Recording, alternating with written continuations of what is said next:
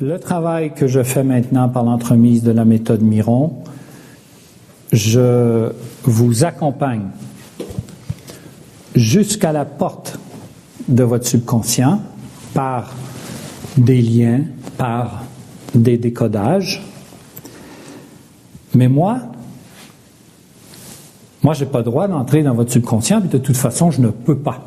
Il n'y a personne qui peut entrer dans notre subconscient autre que nous. C'est une sécurité. Donc, une personne peut se faire laver le cerveau si elle réussit à se détacher du bourreau, elle peut toujours se refaire. Donc, ce qui veut dire que il n'y a personne qui peut entrer dans notre subconscient, il n'y a que nous. C'est une sécurité. Donc, le plus que je puisse faire, c'est vous accompagner à la porte.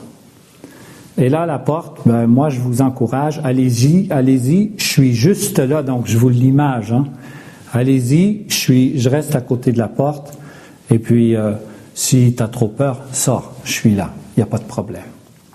Évidemment, c'est un accompagnement qui demande de la compassion. C'est-à-dire que la compassion aide les personnes à acquérir une certaine sécurité. Mais il n'y a pas de danger dans le subconscient. Il n'y a aucun danger dans le subconscient. Mais si on croit qu'il y a du danger, on n'y va pas. Voyez-vous? Et de toute façon, ce que j'enseigne, personne n'enseigne ceci. Moi-même, j'ai mis 16 ans et 1 mois à découvrir cette clé. Alors, en cours de route, j'ai écrit ce précis de décodage psychosomatique de 1100 pages, donc excellente connaissance au niveau de la maladie et des conflits qui peuvent être reliés à la maladie. Obélix est tombé dans la potion magique. Moi, je suis tombé dans la potion magique pour les comportements, c'est-à-dire que il se passe quelque chose en moi quand je suis en consultation avec les personnes me parlent et tout à coup, il y a un film, je vois le film de la personne et en voyant le film de la personne, là, je peux l'accompagner sur ce chemin. Et ça, je tiens à vous dire que ça, là, ça s'enseigne, ça s'apprend. Mais si vous voulez suivre une formation personnelle ou professionnelle avec moi, juste pour les connaissances, vous ne recevrez pas ce bout de film-là, c'est automatique parce que ça dépend de votre attitude, mais surtout de l'engagement que vous avez à vraiment faire un travail sérieux à l'intérieur de vous pour vraiment améliorer votre vie et devenir heureux. Et quand les gens réussissent à entrer dans leur subconscient, ils restent là 1 à 2 minutes. Moi, je suis là avec eux, je leur parle, et tout à coup, le brouillard lève, et là, les gens voient. Et quand ils voient, il y a toujours une quelconque émotion de libération. D'accord? Et l'émotion de libération, c'est toujours une émotion qui est douce.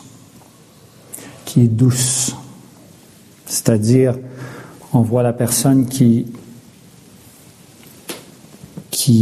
le corps plie un peu, et là la personne va chercher la chose, elle la dit, puis ensuite les larmes coulent. Mais ce ne sont pas des larmes de tristesse. Ça me touche beaucoup quand ça se produit. Ce sont des larmes de gratitude. Parce que probablement pour la première fois de sa vie, la personne commence à sentir qu'elle est vraiment quelqu'un, qu'elle est courageuse. Et là, à ce moment-là, ça ouvre pour la personne. Là, elle voit les possibilités de sa vie. Bon, après, je fais des suivis avec les personnes parce que chasser le naturel, il revient au galop. Donc, il ne faut pas trop permettre ça. Donc, avec un suivi régulier, quand on se revoit ou on se reparle, parce que je fais des consultations beaucoup par Skype, quand on se reparle, on fait juste, hop, réajuster. Entre-temps, la personne a vu d'autres choses, a compris autre chose, on discute de ces choses et on fait encore des liens pour sa conscience et on revient au subconscient, puis on va chercher une autre chose. Et ainsi de suite.